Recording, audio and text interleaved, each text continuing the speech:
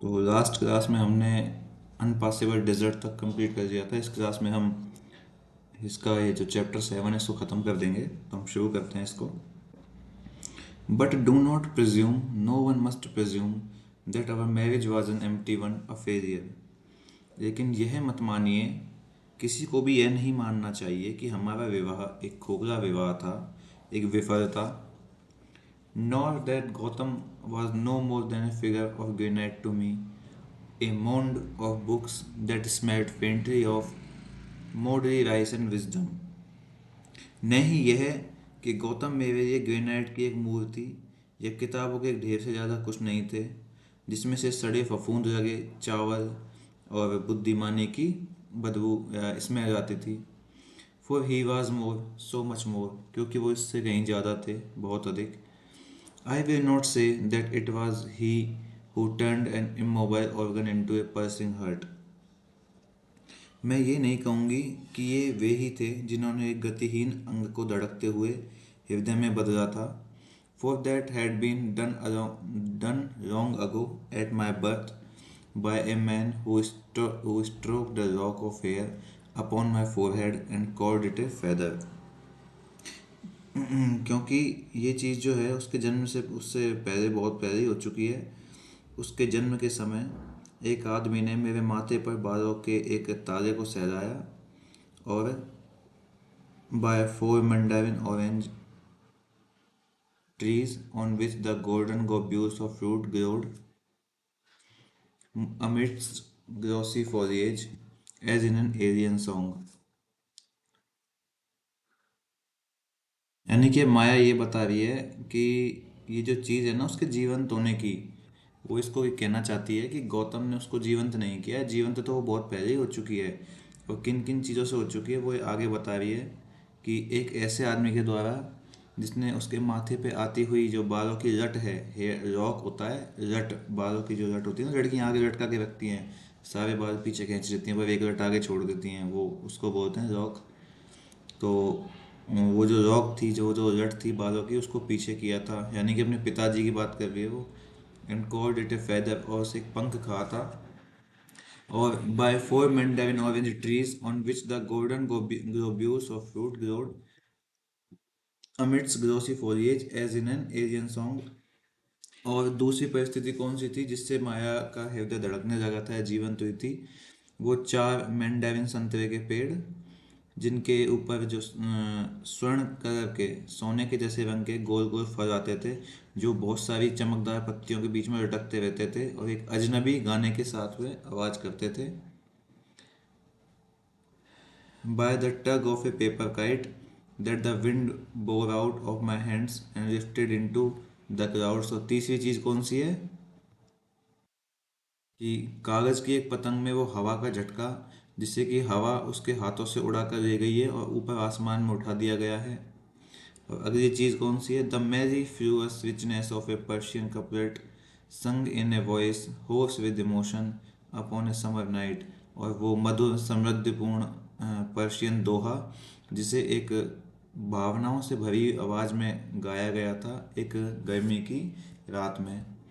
But it was Gautam who found many more things to teach that hurt.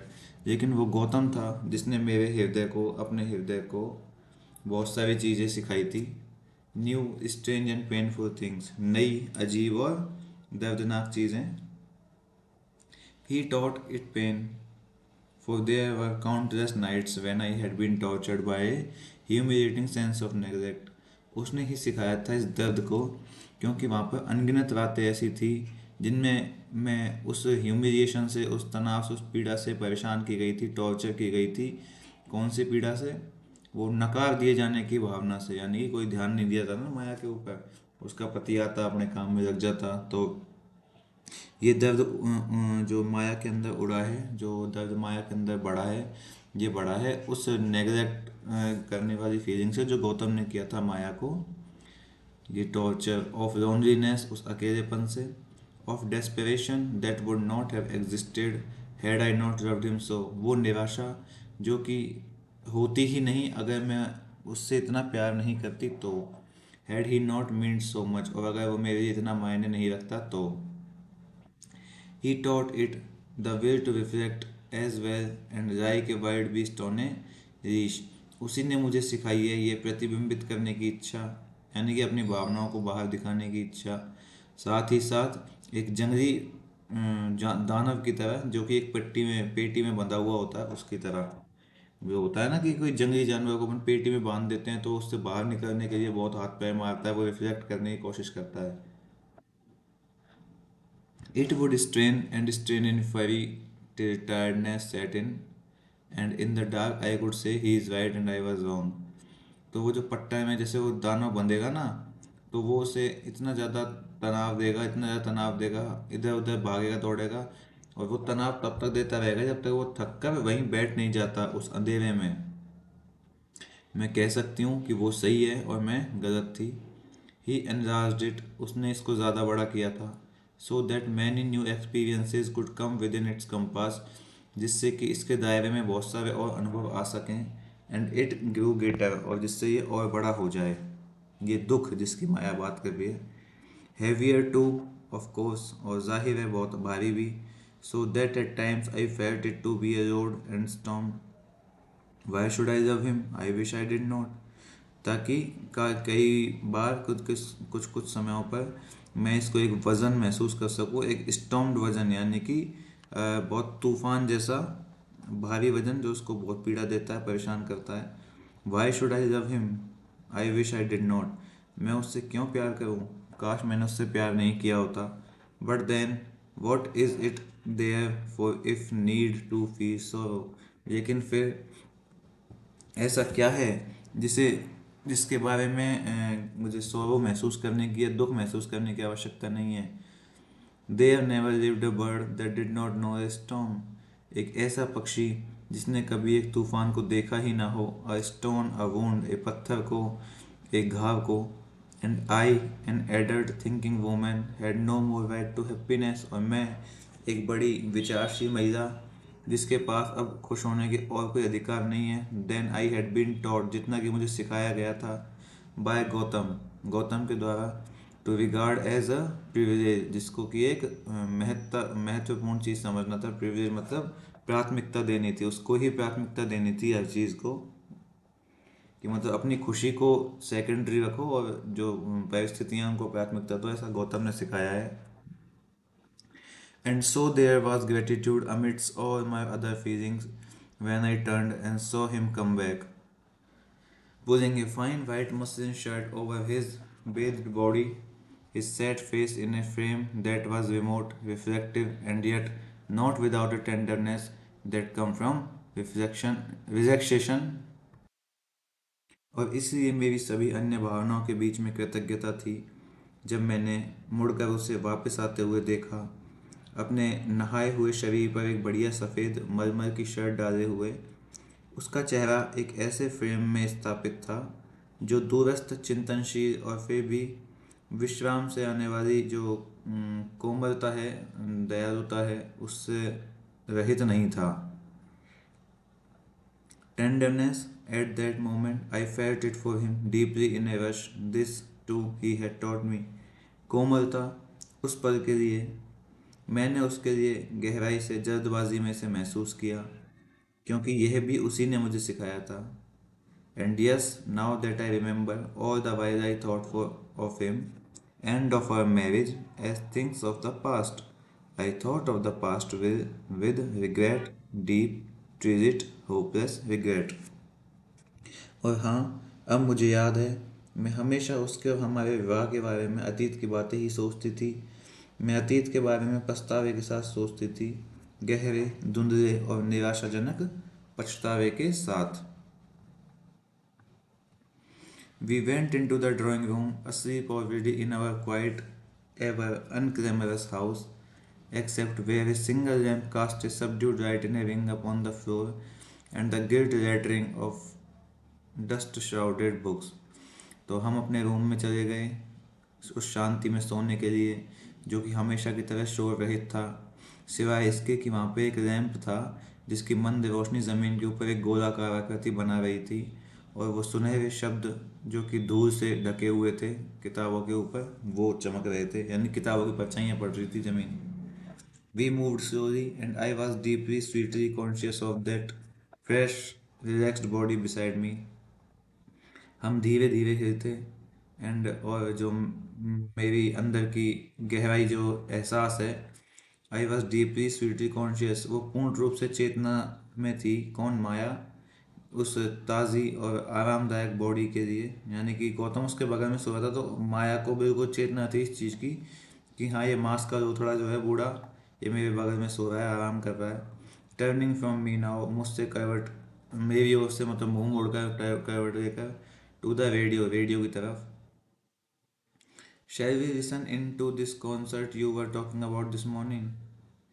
क्या हम इस concert को सुन सकते हैं जिसके बारे में तुम सुबह बात कर रहे थे? ही आस्क्ड, उसने पूछा। In the brusque voice of one prepared for whatever may come next, उस कर्कश आवाज में जिसके लिए कि जिसको सुनकर ही एक इंसान को तैयार हो जाना चाहिए कि आखिर अब इतना क्या आएगा, अब आगे कैसा माहौल आएगा, यानी कुछ गड़बड़ी होगी। And I stood about restlessly while he fiddled and fiddled with those meticulous fingers, picking sound like threads from the twilight. और फिर मैं खड़ी हो गई बहुत बेचैनी से जब उसने फिडल एंड फिडल का मतलब होता है खेलना, खिलवाड़ करना, विद दोज मेटिकुलस फिंगर्स, उन सावधानी पूर्वक उंगलियों से, picking sounds like thread from the Twilight, जो उस गोधूली के समय में साउंड को सुन रही थी। यानी कि ये ऐसा सीन है कि होता है ना, कभी कभी हम कोई गाना सुनते हैं जो हमको बहुत पसंद होता है, तो हम उस गाने की ट्यून के साथ में अपनी उंगलियां चलाने लगते हैं, तो उस उंगलियां चलाने को बोलते हैं फिडर्ड। और मेटिकुलस तो फिर उसके केयरफुल फिंगर है ही है। और पिकिंग साउंड मतलब अपने कानों में पड़ने वाला वो साउंड जिसके अनुसार हम उंगलियां चलाते हैं, लाइक थ्रेड्स, धागे की तरह, फ्रॉम द गोधुली, ट्वाइलाइट में। Now a white one, now gold, and then merry harsh brass, कभी कभी तो वो एक सफ़ेद जैसा लगता, कभी कभी सोने जैसा, और फिर उसके बाद वो कठोर पीतल जैसा लगता।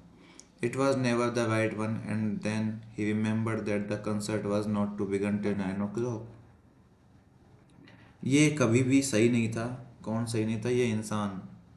देन फिर उसको याद आया कि जो कॉन्सर्ट है वॉज नॉट टू बिगन, यानी कि 9 बजे से पहले स्टार्ट नहीं होगा।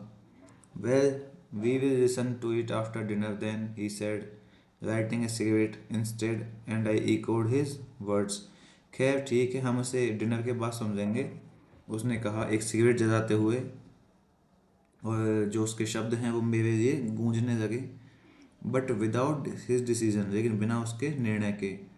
Only with a pensive questioning to it, एक गहन प्रश्न के बाद में, a sense of hard fate, एक मुश्किल हालातों का अभाव उसके अंदर खड़ा हो गया, माया के अंदर।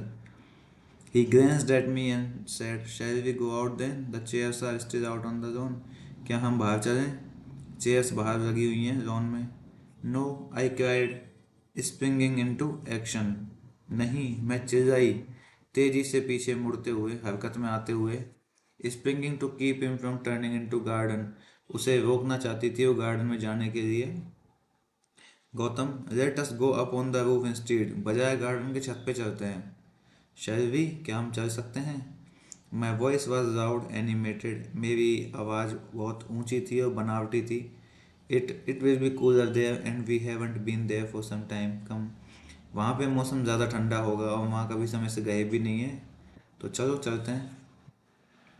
तो गौतम कहता है वेरी वेल, ठीक है। ही सेड इंडलजेंटली, बड़े आराम से कहा उसने, narrowing his eyes at me, अपनी आंखें मेरी तरफ छोटी करते हुए, through the white cigarette haze, उस सफ़ेद सिगरेट के धुएं से, with an almost loving amusement in them, जिनके अंदर बहुत आनंद था, खुशी थी।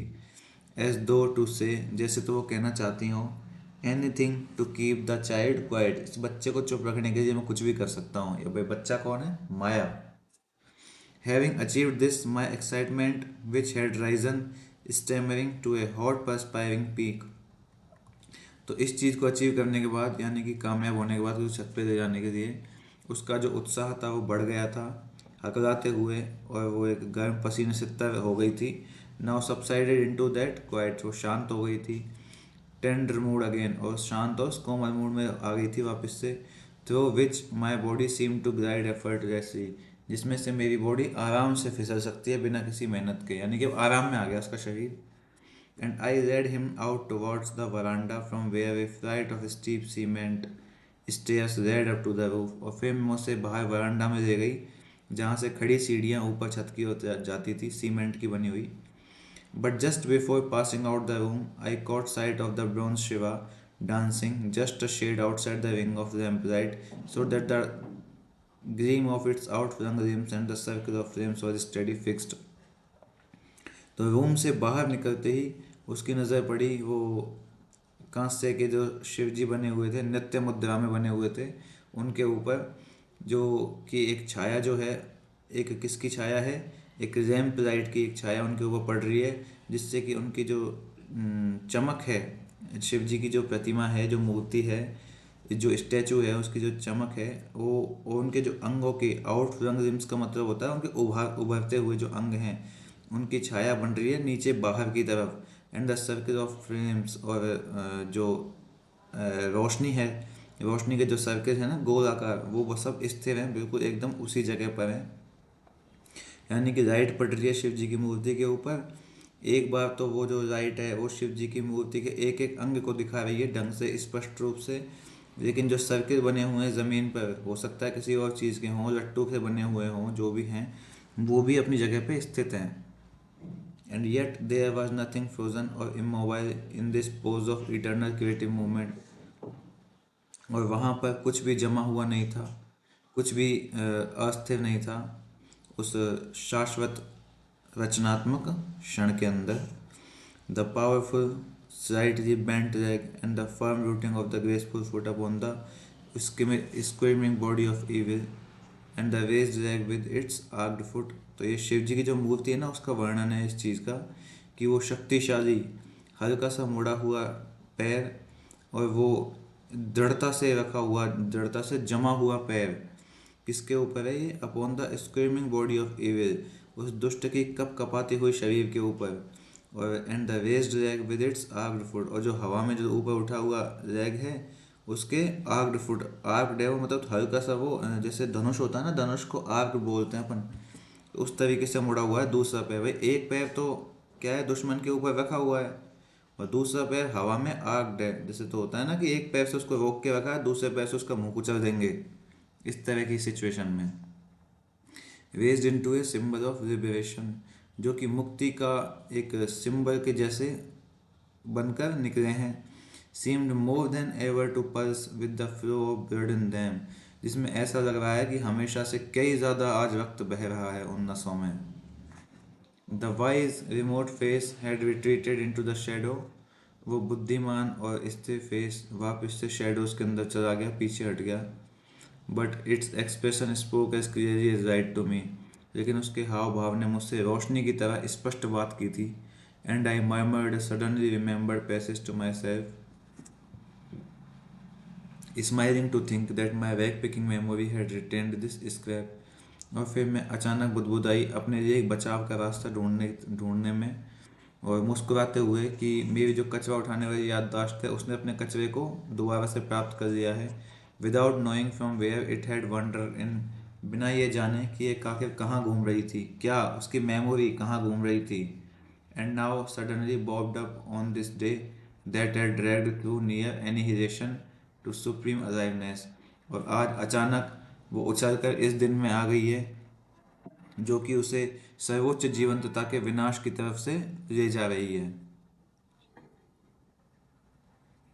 तो उसकी मेमोरी जो है माया की, उसको विनाश की ओर ले जा रही है।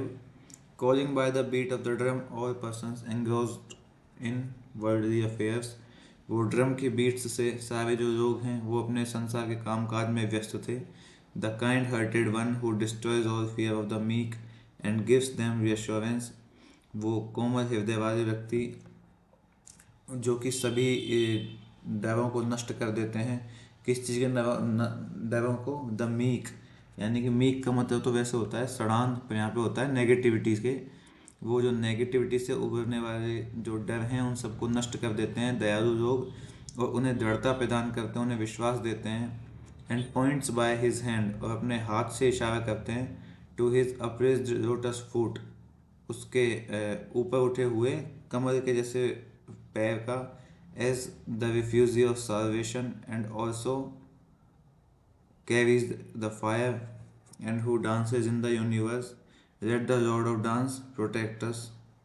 यानी कि ये संपूर्ण जो है ना, ये पूर्ण रूप से शिव जी की ही व्याख्या कर रही है माया जो है, क्योंकि शिव जी का ही है इस तरह का रूप जिसमें वो पैर उठाकर दुश्मन के ऊपर और इस तरह के नृत्य करते हुए दिखाई देते हैं। तो वो इस चीज़ को कह रही है कि अभी भी जो ईश्वर हैं वो हमको इशारा कर रहे हैं किस चीज़ के ऊपर, कि सांसारिक कामों को छोड़कर हम मोक्ष की शरण स्थली की ओर चले जाएं, और जो कि धारण करते हैं उस आग को और सांसारिक नृत्य को, ईश्वर हमारी रक्षा करें। तो पूर्ण रूप से इस चीज़ को कह रही हैं ये कि जब से उन्होंने शिव जी को देखा है, तो उस शिव जी ने जो है ना उस विनाश को खींच कर वाकई में जीवंत रूप में लेके आए हैं शिव जी। और वो कहते हैं कि ड्रम बजाकर उन सारे संसारिक लोगों को बुला लो, ठीक है, और वो नष्ट कर देंगे, शिव जी जो है वो नष्ट कर देंगे सारे दुख दर्दों को, और इंसान को मोक्ष की शरण स्थली की ओर अग्रसर कर देंगे। तो let the Lord of the dance protectors, तो नृत्य के देवता हमारी रक्षा करें। तो लॉर्ड ऑफ द डांस किसे कहा गया है भाई क्राय द पिकॉक में, तो ये शिव जी को कहा गया है।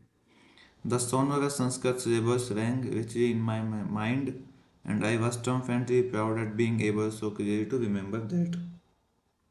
मेरे मन में संस्कृत के मधुर शब्द गूंज रहे थे, और मैं उन्हें इतनी स्पष्टता से याद करने में, मतलब याद कर पा रही थी मैं, इसी में विजयी और बहुत ही गर्वित महसूस कर रही थी।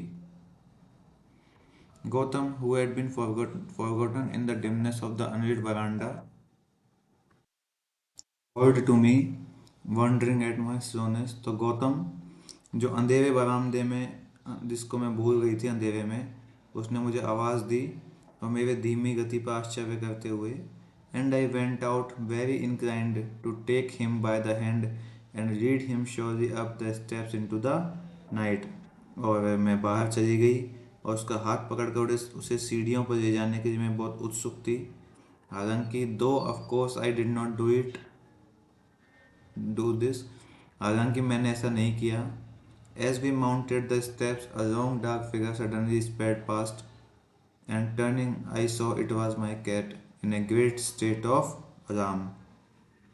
तो जैसे ही हम सीढ़ियाँ चढ़े, एक लंबी सी काले रंग की आकृति अचानक तेजी से गुजरी, और मैंने मुड़ के देखा कि ये मेरी बिजली थी, जो बहुत घबराई हुई लग रही थी। ग्रेट स्टेट ऑफ अलार्म मतलब घबराई हुई पोजीशन में। Just then she reached the bottom of the stairs and paused, turning to stare back at me, her shocked eyes flashing in the dark, a swift, short beacon flash of glinting topaz, before she disappeared, slender and silent, a beast of the night time jungle। तो तभी वह सीढ़ियों के नीचे पहुंची और रुक गई। पीछे मुड़कर वो घूरने लगी माया को, और उसकी जो चौंकी हुई आंखें हैं वो अंधेरे में चमक रही थी, एक तेज, छोटी और दीपक जैसी चमकती हुई, प्रकाशित जैसी, पुखराज के जैसी।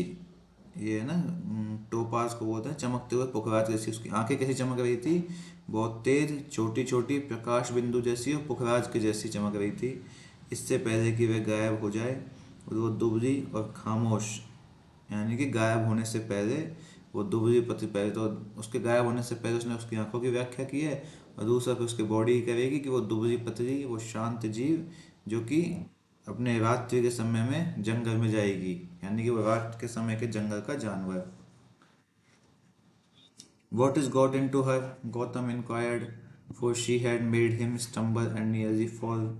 गौतम ने पूछा उसे क्या हो गया है, क्योंकि उसने उसे ठोकर मार दी थी और वो लगभग गिर ही गया था। A guilty conscience it seems, ऐसा लगता है कि उसका जो विवेक है वो दोषी हो गया है। I wonder what she was up to on the roof with those toms. मुझे आश्चर्य है कि वह छत पर उन बिल्लियों के साथ क्या कर रही होगी। But to this I had no reply, लेकिन इस बात पर मेरे पास कोई जवाब नहीं था। इट वॉज मेयर ये डिस्ट्रैक्शन, ये केवल एक भटकाव था। अ वर्थलेस कमेंट, एक फालतू का कमेंट था ये, जिसका मतलब कोई वैल्यू नहीं थी। That I did not allow to affect me, जिससे मैंने अपने आप को प्रभावित करने नहीं दिया। So that if it was a pin pointed weapon it glanced off my skin and fell soundlessly. क्योंकि अगर ये कोई नुकीला हथियार था, कौन क्या था नुकीला हथियार? वो वर्ड्स, वो डिस्ट्रक्टिव वर्ड्स। तो अगर ये कोई नुकीला हथियार था तो ये मेरी त्वचा से टकराकर बिना आवाज़ किए गिर गया। I continued to mount step by step on the roof. मैं छत पर कदम दर कदम चढ़ती रही। Looking up to see the evening sky lowering itself to descend upon me till suddenly। और तब तक कि शाम के आसमान को मैंने अपने ऊपर उतरते हुए देखा। जब तक कि देखा तब तक अचानक वो शाम का आसमान जो है माया के ऊपर आ रहा है। और अचानक से I had burst out into the open. जब मैं खुले में गई, वी आर वन, हम एक हो चुके थे। कौन कौन एक हो चुके थे भाई? माया और वो शाम का आसमान। देखिए ऊपर कहती है ना कि evening sky lowering itself to descend upon me till suddenly I burst out. तो जैसे ही मैं बाहर गई तो वो जो शाम का आसमान है वो अपने आप को इतना नीचे ले आया और मेरे ऊपर उसने उतार दिया उस आसमान को कि हम एक हो गए थे। The blue immensity and I, Gautam followed. विशालता और मैं, कौन कौन एक हो गए थे भाई? वो नीली विशालता यानी कि आसमान नीला होता है ना, और मैं, और पीछे पीछे गौतम आ रहा था। I believe we strode up and down for quite a while, as was our habit on an evening when we were alone, as indeed on most evenings we were। लगता है हम काफ़ी देर तक इधर उधर टहलते रहे, जैसा कि हम शाम को अकेले होने की आदत में करते थे। और वास्तव में वैसे तो हम अधिकतर शाम को अकेले ही होते थे। Now and then we paused at the edge of the roof, but not too close, for the parapet wall was low, very low, low enough to sit on quite comfortably as the crows did, and looked over the stretch of gardens surrounding the bungalow, turning inkier and inkier the shrubs and the trees, with not the life of day in them, but the uneasy life of a jungle at night, staring through them।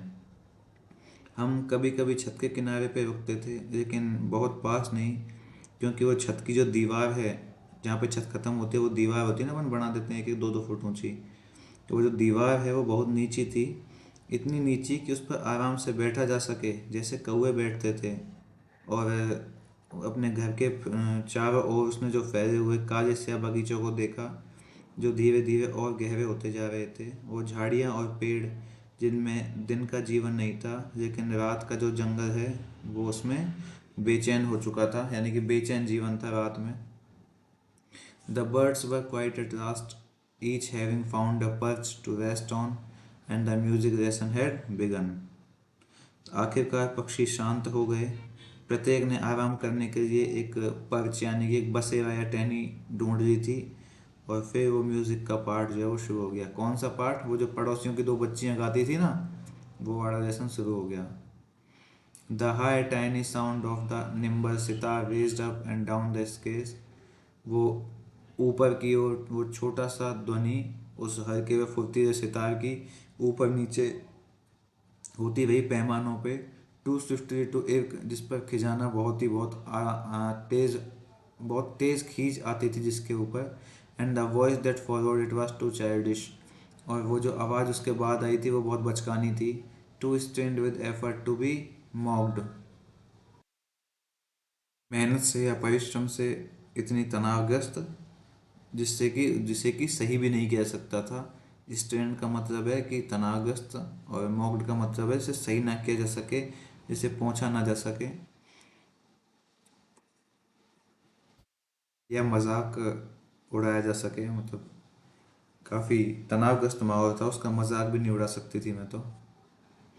Bats swooped across from end to end, lightning swift but dark, and the small squeeze they emitted might have been bits of star tinkling to earth। जो चमगादड़ हैं उन्होंने इधर से एक किनारे से दूसरे किनारे की ओर झपट्टा मारा बिजली की गति से। बड़े काले थे, लेकिन उनकी वो छोटी स्मॉल चीखें थी, वो उत्पन्न कर रही थी क्या चीज़? सितारों का धरती के ऊपर चमकना, उस चीज़ को उत्पन्न कर रही थी वो। या फिर यूँ कहें कि भाई जो चमगादड़ों की गति है, वो बिजली की गति से उड़ते हुए चमगादड़ हैं, उनकी जो चीख हैं जो वो निकाल रहे थे, वो शायद सितारों की धरती पे चमकने जैसा एक एहसास दे रहे थे उनको उस समय। They never get beyond the scales at all, वो कभी भी अपने पैमानों से इधर उधर नहीं होते। आई सैड, मैंने कहा, नॉट इन कंप्लेंट, शिकायत के रूप में नहीं, but only as a statement of fact, लेकिन एक तथ्य के कथन के रूप में कहा था भाई। Who, sad Gautam, who was smoking with the preoccupied air that indicated involvement with a problem that his brain was grappling within silence। कौन, गौतम ने पूछा, जो कि स्मोक कर रहा था पहले से ही अपने द्वारा ऑक्यूपाई की गई हवा में, जो कि इंडिकेट कर रही थी उस समस्या का शामिल होना जो कि उसके दिमाग में शांति से जूझ रही थी। तो माया ने क्या जवाब दिया भाई, दोज गर्ल्स नेक्स्ट डोर, वो पड़ोस में रहने वाली वो लड़कियाँ। I said, only slightly impatient, bumping into him to jog him into consciousness। मैंने कहा, थोड़ी सी अधीरता से, जिससे कि वो जो आवाज़ है वो मेरी उससे टकराए और वो अपनी जो चेतना है उससे होश में आए। But conscious he already was, लेकिन वो तो पहले से ही चेतना में था। Only his mind revolve not in my word, but उसका जो दिमाग है वो मेरे संसार में नहीं था, बट इन हिज, लेकिन उसके संसार में था। A separate and distinctive one, एक अलग और विशेष संसार। In which young girls striving to play the sitar and sing, जिसके अंदर युवा बच्चियाँ सितार बजा रही थी और गाने गा रही थी। बैट्स निबलिंग, जो चमगादड़ हैं वो कुतर रहे थे। एट फिग्स, अंजीरों को। एंड फ्लिटरिंग फर्टिवली, और चुपके से उड़ रहे थे। From one fruit to another, एक फल से दूसरे फल पर। डीपनिंग डार्कनेस, इवनिंग साउंड्स, उस गहरी अंधेरे रात्रि की आवाज़ों में। All faded so far across the horizon, सब कुछ बहुत दूर क्षितिज पर गायब हो गया था। दैट दे डिसअपियर्ड एंटायरली, और वो पूर्ण रूप से अदृश्य हो गया। पुअर गौतम, बेचारा Gautam, not to be able to notice the odour of rhymes, जो कि नींबुओं की महक महसूस करने के भी योग्य नहीं है। Now to hear the melancholy voice singing somewhere behind the plantains, उसे अब सुनना, नॉट टू हियर, ना ही वो योग्य है उस दुखद आवाज़ को सुनने की जो कि कहीं केले के पत्ते हैं, जो हैं केले के जो पेड़ हैं उसके पीछे से गाते हुए आ रही है। Not to have time to count the stars as they come out one by one, ना ही उसके पास समय है कि वो सितारों को गिन सके जो कि एक के बाद एक आ रहे हैं। Poor Gautam, my poor poor husband, बेचारा गौतम, मेरा बेचारा पति। They practise the scales every evening, वो हर शाम को प्रैक्टिस करती थी उन पैमानों को, जो भी उनके स्वर थे उनको। I told him, feeling so sorry for his lack of knowledge, his inability to take interest, for it was this that made him a grey shadow stalking, stumbling, a little clumsy, a little lost in a world so full of very real things, and I have never heard them play another thing। तो मैंने उसको बताया था कि मैं कितना दुखद महसूस करती हूँ उसके ज्ञान की कमी के ऊपर, रुचि लेने की उसकी अयोग्यता पर, क्योंकि वो जो है गौतम जो है वो एक सलेटी रंग की परछाई के पीछा कर रहा था जो कि अनाड़ीपन से लड़खड़ा रही थी और उस संसार में खो गई थी जो कि बहुत ही वास्तविक चीज़ों से भरा हुआ था। गौतम की बात कर रही है माया कि गौतम जो है वो एक सलेटी रंग की परछाई का पीछा कर रहा था जो कि, और वो परछाई जो है वो भी लड़खड़ा रही थी और वो खो गई थी एक ऐसे संसार में। गौतम एक ऐसी परछाई का पीछा कर रहा है जो खो गई है एक ऐसे संसार में जिसके अंदर बहुत सी, मतलब बहुत ज़्यादा वास्तविक चीज़ें हैं। और फिर माया ने उसको, उन जो बच्चियां हैं उनको कुछ और भी गाते हुए नहीं सुना, हो सकता है बच्चियों का हो गया हो जो सिस्टम है पूरा आज का प्रैक्टिस। स्लो दे आर, वो बहुत धीमी हैं। ही मर्मर्ड, वो बुदबुदाया। Stamping out one cigarette after having lit another with it, पहली जो सिगरेट है उसको पटक कर बुझाते हुए और उसी से दूसरी जलाते हुए, यानी कि जो पहली सिगरेट उसने पी ली उसमें थोड़ी सी लास्ट में आँच बचती है ना, उससे दूसरी सिगरेट जला दी और पहली को वहीं बुझा दिया। The dancing jot of light at the end of the little white cylinder seemed the only thing about him that was alive, a fine antenna with which he kept in touch with with the word however shaky जी। छोटे से सफेद cylinder के अंत में प्रकाश की ये नाचती हुई किरण उसके बारे में एकमात्र ऐसी चीज लग रही थी जो कि जीवित थी, एक बढ़िया सा एंटीना जिसके साथ वह दुनिया से संपर्क बनाए रखता था, हालांकि अस्थिर रूप से। He had not really heard the music at all, and he paced on even further into his desert land. उसने वास्तव में संगीत बिल्कुल नहीं सुना था और वह आगे बढ़ता गया अपने रेगिस्तानी इलाके में और भी आगे। There was no way of holding him back from it, and I let him go further and further in a dream myself, a vivid dream of surface sleep in which colors, objects, or doors grew even more vivid. The stars were polished, shining in a clear sky, cool, deep, and eternally lovely. उसे इससे रोकने का कोई तरीका भी नहीं था और मैंने उसे जाने दिया और आगे खुद एक सपने में सतही नींद का एक ज्वलंत सपना जिसमें रंग, वस्तुएं, गंध और भी अधिक ज्वलंत हो गए थे। सितारे चमक रहे थे, एक साफ आसमान में चमक रहे थे, ठंडे, गहरे और हमेशा से प्यारे। Listen, I said, stopping us at a sound. Do you hear that? It is an owl. सुनो, मैंने एक आवाज़ सुनकर रुकते हुए कहा, क्या तुमने सुना? ये तो एक उल्लू है। He stopped because my interruption held him, but he merely shook his head and paced on, a somnambulist's figure in opium white. वो रुक तो गया भाई, क्योंकि मेरा जो व्यवधान है, मेरा इंटरप्शन है, उसने उसे रोक दिया था, लेकिन उसने केवल अपना सिर हिलाया और वो अफीम जैसी सफ़ेद पोशाक में नींद में चलने वाले व्यक्ति की तरह आगे बढ़ गया। यानी कि एक सफ़ेद कपड़े पहने हुए जो आदमी हो वो आगे बढ़ जाता है ना, ऐसे वो आगे बढ़ गया। It doesn't sound every at all does it? यह बिल्कुल भी अच्छा नहीं लगता है ना?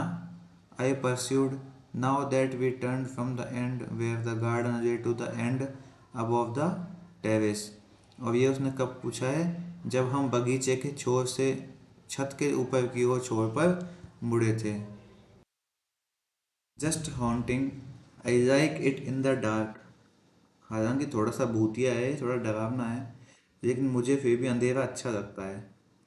ही सेड नथिंग, उसने कुछ भी नहीं कहा। We passed on, walked to the very edge, so that by craning one's neck a little, one could glance over and down to the grey level of the stone flags, where a broad shaft of light from the kitchen door lay. हम आगे बढ़ते रहे और बिल्कुल किनारे तक चले गए ताकि अपनी गर्दन को थोड़ा सा मोड़कर कोई पत्थर के झंडों के भूरे स्तर पर नजर डाल सके, जहां रसोई के दरवाजे से प्रकाश की एक चौड़ी किरण पड़ रही थी। Then we turned and strode slowly across to the other end, some 30 paces or so, so that one could glance over our lawn, where the two empty cane chairs stood near the stone urn that held drooping white flowers in the season of flowers, and fruitless, flowerless vines in other season, and the trees beyond merging into the trees of other compounds, screaming other houses, spreading into an sky, an inky pole to pool to fade into the night sky that grew increasingly more brilliant, more vivid than the sleeping earth. तो उसके उसके बाद में क्या होता है? इसके बाद में फिर वो मुड़ते हैं और धीरे धीरे दूसरे छोर पे चले जाते हैं, लगभग 30 कदम या उससे भी ज़्यादा, ताकि वो जो हैं उनके लॉन पे नज़र डाल सकें, जहाँ पे दो खाली बेंत की कुर्सियाँ एक अर्न के पास, एक पत्थर के कलश के पास पड़ी हुई थी, जिसमें फूलों के मौसम के झुके हुए सफ़ेद फूल, अन्य मौसमों के फलहीन फूलहीन बेलें थी, और उसके आगे के पेड़ जो कि दूसरे पेड़ों में घुस रहे थे, ओवरलैप कर रहे थे, और वो जो घर हैं छोटे छोटे उनको छिपा रहे थे, और वो फैल रहे थे एक ऐसे क्षेत्र में, एक इंकी यानी कि रंगीन क्षेत्र में पूल, रंगीन पूल में, to fade into the night sky, ताकि वो उस रात के आसमान में गायब हो सकें। That grow increasingly more brilliant, जो कि और ज़्यादा गहरा हो रहा था। मोर विविड देन द स्लीपिंग अर्थ, और ज़्यादा जीवंत हो रहा था उस सोती हुई धरती की तुलना में। Again and again we walked this stretch till I was barely conscious of my footsteps any longer. बार बार हम इसी लंबाई चौड़ाई में, यानी कि उस छत पर आगे से पीछे, पीछे से आगे तक चलते रहे, और तब तक चले जब तक कि मुझे जो मेरे कदम हैं उनकी चेतना महसूस होना बंद सी ना हो गई, लगभग बंद ना हो गई। यानी कि बहुत ज़्यादा दर्द या थक गए थे उसके पैर, जब तक उसको अपने पैर महसूस होना बंद ना हो गए तब तक वो चलते रहे। Off turning at a parapet, और छत की जो दीवार है उसकी ओर मुड़कर, दो आई फील्ड डिसप्रपोर्शनेटली डिसप्रपोर्शनेटली एग्जॉस्टेड, और मैंने महसूस किया बहुत ही अनुपातहीन ढंग से थका हुआ। And the backs of my knees began to tremble, और मेरे घुटनों के जो पीछे का हिस्सा है वो कांपने लग गया। And yet I could not pause, could not dream of pausing now, फिर भी मैं रुक नहीं सकती थी, मैं तो रुकने का सपना तक नहीं देख सकती थी। But when Gautam held his silence too long, detached himself too completely into his exclusive mind, I drew him out again, finding it unbearable to lose touch of him. What are you thinking of? I cried, touching his arm. You are so very silent. लेकिन जब गौतम ने बहुत देर तक चुप्पी साधे रखी, बहुत देर तक चुप रहा, और उसने खुद को पूरी तरह से अपने एकांत मन में दिमाग में खो दिया था, तो फिर से मैंने उसको उससे बाहर निकाला, क्योंकि उससे संपर्क खोना जो था वो असहनीय था। और फिर माया पूछती है कि भाई तुम क्या सोच रहे हो। मैंने उसकी बाहों को छूते हुए कहा, तुम तो बड़े चुप चुप हो गए हो। He was startled at my touch and voice. Am I? Am I? He said and threw his cigarette over the parapet in repentance.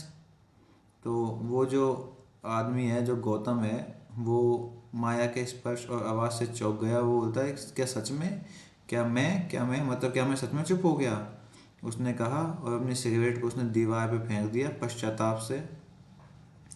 It is this case as I was telling you and Krishnan, ये वही case का मामला है, और कृष्णन का, जो मैं तुम्हें बता रहा था। He is the one who is for some reason trying to prolong it unnecessarily, वही वो आदमी है जो इसको अनावश्यक रूप से खींचे जा रहा है, खींचने की कोशिश की जा रहा है। And his intentions I begin to suspects, और उसके इंटेंशन जो हैं मुझे उन पर संदेह होता है, आर नॉट क्वाइट ऑनेस्ट, वो ईमानदार नहीं है। You see, he began now to speak his thoughts aloud, not conscious of the listener at all. देखिए, अभी हमसे कह रहे हैं कि देखिए, देख लो अब आप, कि अब उसने अपने विचारों को ज़ोर से बोलना शुरू कर दिया, बजाय बिना इस बात का ध्यान दिए कि जो सुनने वाला है वो सुन भी रहा है, उसकी बात पे ध्यान भी दे रहा है कि नहीं। But eager to pursue the thread of logic to its end, बस वो उत्तेजित है किस चीज़ को लेकर के, ताकि वो उस बात का जो अंत है उसको तर्कपूर्ण तरीके से कर सके। स्लोली एंड स्टेडीली, एकदम धीमे धीमे और स्थायी रूप से, जैसे एक सावधान कछुआ करता है। I listened to him wryly amused, मैंने व्यंग्यपूर्ण प्रसन्नता से उसे सुना। सैडली सो, हालांकि दुखी मन से भी।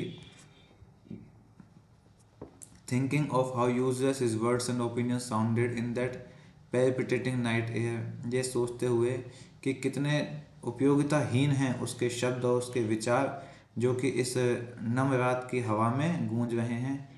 How petty and expendable under the gorgeous stars, और वो शब्द कितने शुद्ध लग रहे हैं इस शानदार सितारों के आसमान के नीचे।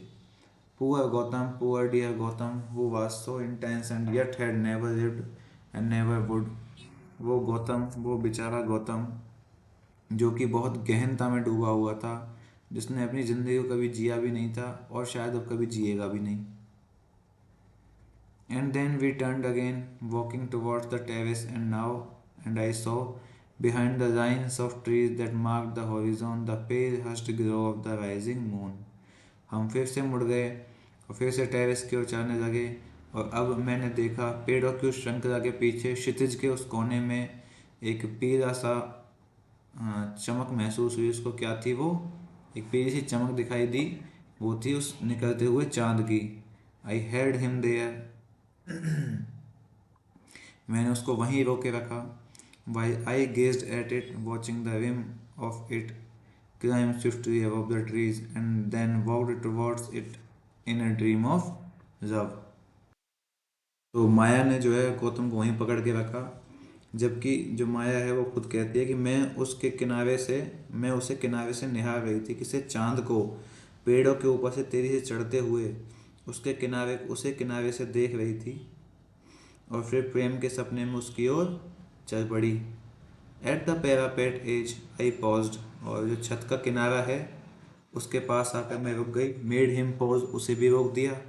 And his words were lost to me as I saw the moon's vast pure surface touched only faintly with petals of shadow as though brushed by a Luna moth's wings। तो साहब माया जी कहती हैं कि वो छत के किनारे पे वो रुक गई और उसे भी रोक दिया, और जो उसके शब्द हैं, किसके शब्द हैं भाई, गौतम के शब्द, वो माया के ये खो गए, क्योंकि मैंने चांद की विशाल शुद्ध सतह को देखा, जो केवल छाया की पंखुड़ियों से हल्के से छुआ गया था, जिनको जैसे तो एक जो पतंगा होता है ना, मौत जो होता है, लूना मौत, वैसे तो इसको बोलते हैं शुद्ध हिंदी में चंद्र पतंगा, लेकिन इसको एक अपन पतंगा ही समझेंगे। जैसे तो एक पतंगे के पंख छू गए हों उस चांद से, so that it appeared a great multifoliate rose, जिससे कि ये एक बहुपर्णी गुलाब के जैसा दिखाई दे रहा था। वैक्सन वाइट, मोम की तरह सफ़ेद, वर्जिनल, एकदम कुंवारा, चेस्ट, पवित्र, एंड एब्सोल्यूट वाइट, और एकदम सफ़ेद, casting a light that was holy in its purity, एक ऐसी रोशनी बिखेर रही थी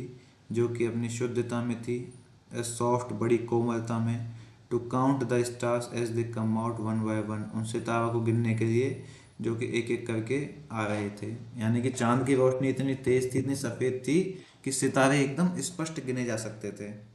poor Gautam, my poor poor husband, they practise the scales every evening, I told him.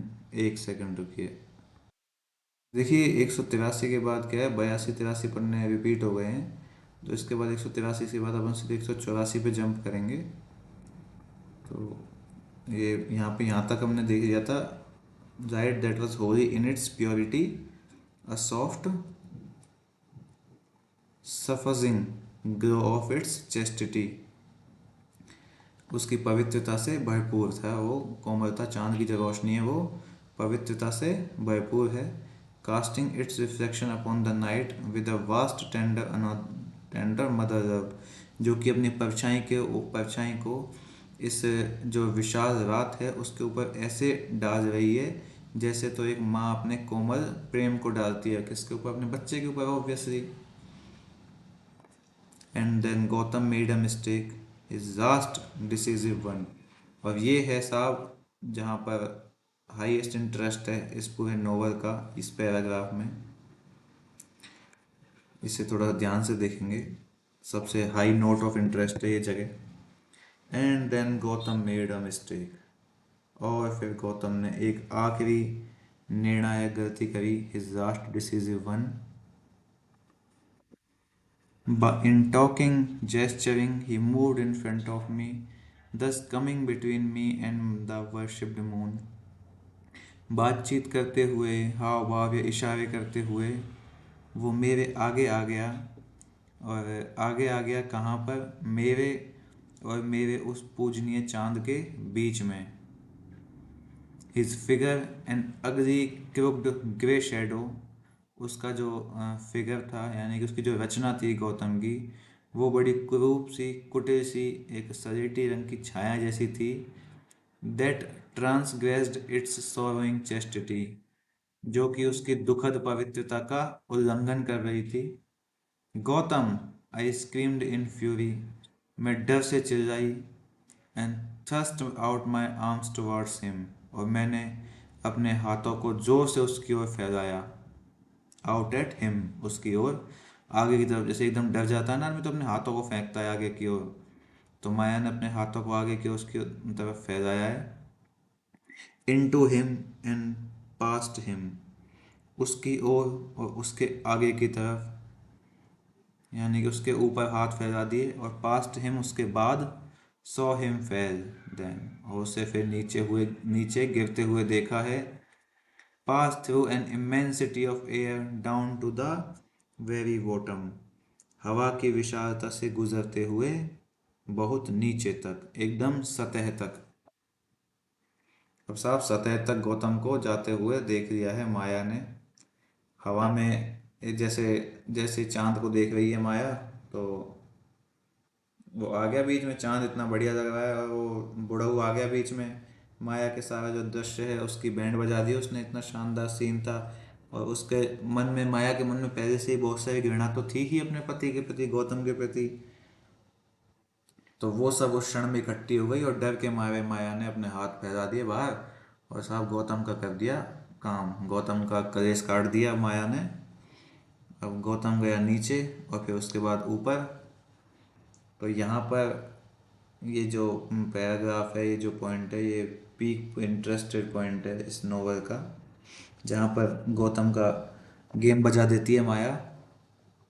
तो इसके बाद जो है पार्ट थर्ड शुरू होगा इस नोवेल का। 3 पार्ट हैं, पहले पार्ट में 1 चैप्टर है, दूसरे में 7 हैं, और फिर तीसरे में 1 है। यहाँ पे दूसरा पार्ट ख़त्म होता है, इसके बाद तीसरा पार्ट और अंतिम पार्ट शुरू होगा। तो आप इसको करिए, कंप्लीट कीजिए, अच्छे से पढ़िए। फिर अपन मिलते हैं नेक्स्ट वीडियो में, तब तक के लिए धन्यवाद।